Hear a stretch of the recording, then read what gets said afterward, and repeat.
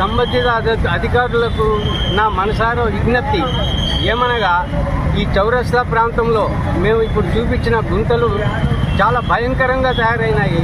పగటిపూతనే వెళ్ళాలంటే గుంతల్లో పడిపోవాల్సి వస్తుంది.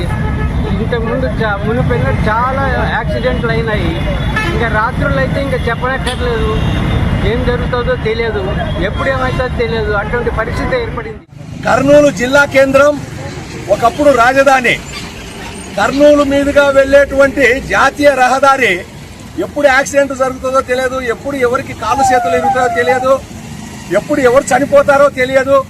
కానీ జాతీయ రహదారికి సంబంధించిన కాంట్రాక్టర్ మాత్రం టోల్గేట్ ఫీజులు పెంచుకోవడం, ప్రభుత్వం ఏమో గ్రీన్ ట్యాక్స్ పెంచడం, రోడ్డు ట్యాక్సులు పెంచడం, డీజిల్ పైన వసూలు చేయడం, ప్రజల దగ్గర వసూలు చేసుకొని వందల వేలు లక్షల కోట్లు ప్రజల దగ్గర నుంచి తీసుకోవడం తప్ప కనీసం గుంతలు కూడా పూడడం లేదు. సర్వీస్ రోడ్లు చూస్తే రాత్రిలో పూట లైట్లు వెలగవు, వర్షం వస్తే గుంతలు కనిపించవు.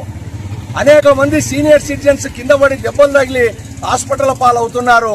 దయచేసి కేంద్రం ప్రభుత్వము అట్లాగే పార్లమెంటు సభ్యులు స్పందించి రోడ్ల గుంతలైనా పూడ్చాలని చెప్పి, లైట్లు వెలేటట్టు చూడాలని చెప్పి పట్టణ పౌర సంక్షేమ సంఘంగా డిమాండ్ చేస్తా ఉన్నాం.